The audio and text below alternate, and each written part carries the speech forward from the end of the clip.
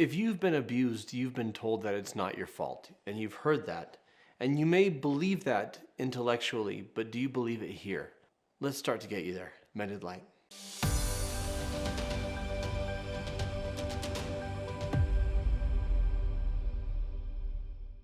There is an infamous scene from Good Will Hunting where the therapist Robin Williams confronts Matt Damon about his assumptions that he has deep inside himself that his childhood abuse was in fact his fault.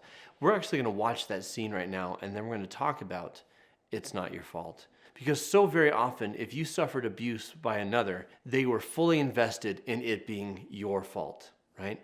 In their behavior, they wanted to see themselves as a good person or portray themselves as a good person. So if they did something hurtful, it's only because you made them, or because you antagonized them, or because you led them on.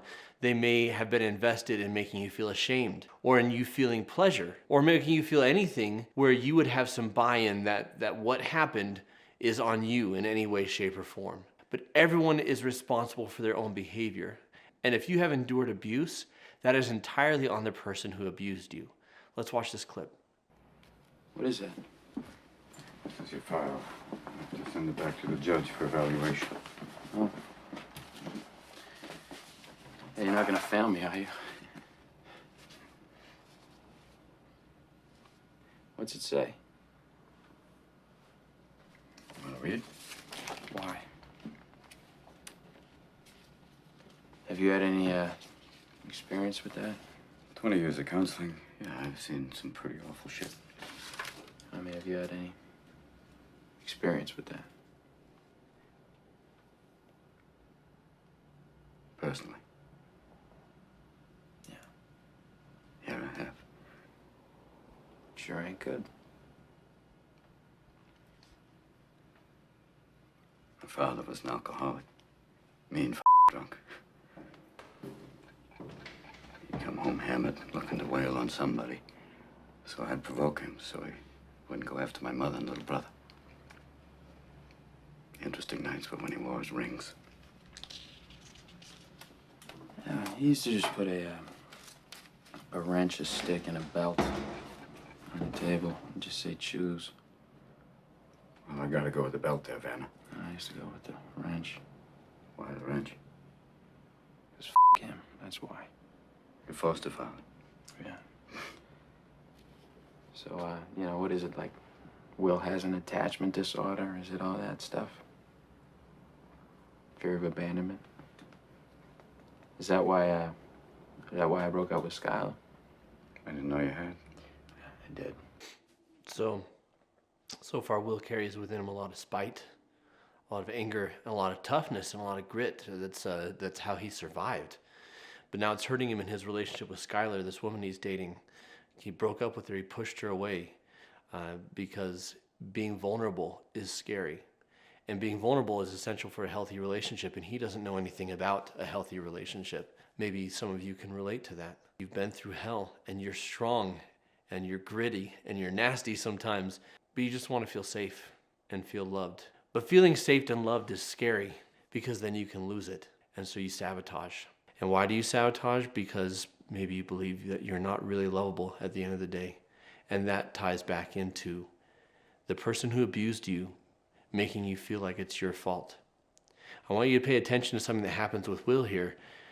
His therapist is going to tell him it's not your fault. And he's go, yeah, I know. Because he knows that cognitively. He knows that an adult abused a child, abused a teenager, it's their fault. But what we know here and what we know here can be two different things. And he hasn't really let it in to the core level to truly believe that he's not at fault. On a core level, he still believes that he's rotten. So let's see what happens. You want to talk about it? No. Hey, Will. I don't know a lot. You see this? All this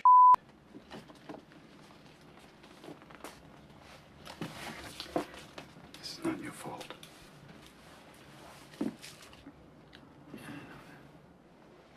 Look at me, son.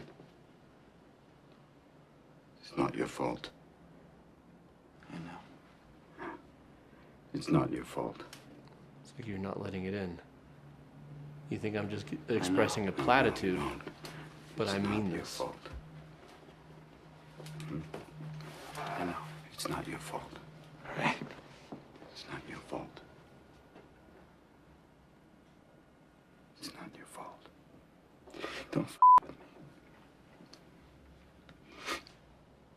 It's not your fault. Don't with me, all right? Don't with me, Sean. Not you. It's not your fault.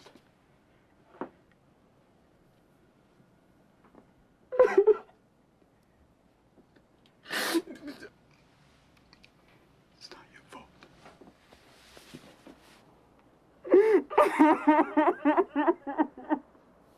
Oh, God.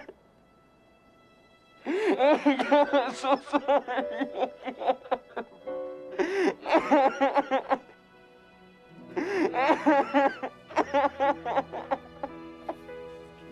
And some of you are watching this right now and feeling that hug vicariously, right? Just through the screen. Okay. It's like I say, you can know rationally that it's not your fault. But what's it going to take for you to let it in here? This is a movie. Movies have big breakthroughs like this. Movies have 2 hours to get the job done. And you can have big breakthroughs like this, but the fact is, usually it's a long, slow process. And even after big breakthroughs, we backslide into old ways of thinking. Why is that? Neural pathways. Neural pathways, I've heard it described as the hiking trails of the brain. You're ever on a hiking trail, a trail that gets used over and over and over and over again, is well worn, clearly defined. And when people are out hiking and they see a trail that's overgrown with grass and they see one that's well worn, they're going to take the one that's well worn. Why? Because it's clearly like this is the path to follow.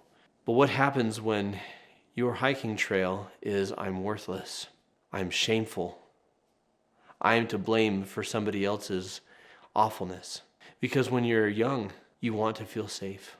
I mean, you want that when you're an adult, but when you're young and you want to feel safe, you want to believe that the adults in your life are safe. And if they're not safe, it's far easier to internalize the blame for that. This person is safe. The only reason that they're not acting safe is because of me. It's my fault. Because if I believe that it's my fault, then I can change it. I can fix it.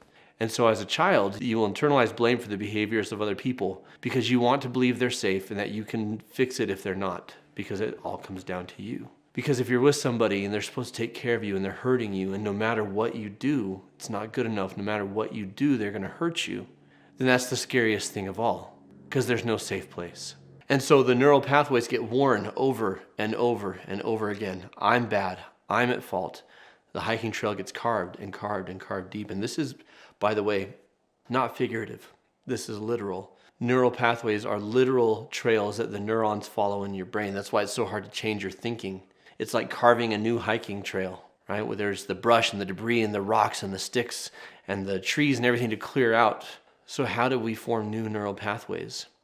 How do we think differently about ourselves? Because you can rationally see and accept that you are not to blame, but accepting it emotionally and having that be the thought process that you naturally go to, that only happens when you embrace a new way of thinking. And what that means is when you slide back into the old hiking trail, into the old way of thinking, that you catch yourself and redirect. I would imagine Will, in the weeks and months after this, is still going to have times where he feels ashamed. Is still going to have times when he feels to blame. Is still going to have times where he feels guilty and unworthy. And it's going to feel very real. And when things feel real, we don't question them as much. But he needs to question it and say, am I on the old hiking trail? I want to be on the new one. How do you get rid of those feelings of unworthiness, of guilt? The more you stay in, it's not my fault. The more you stay in, they are responsible for their behavior, not me. The more you stay in, I can carve a new future for myself. Then the old hiking trail will start to get overgrown from lack of use. The old neural pathways will start to dissipate and disappear, and you won't naturally think that way anymore. So, if you've been abused, no matter if they blamed you, shamed you, guilted you, made you feel some pleasure mixed in with the pain and all the emotional torment to confuse you, if someone chose to hurt you, it's not your fault. It's not your fault.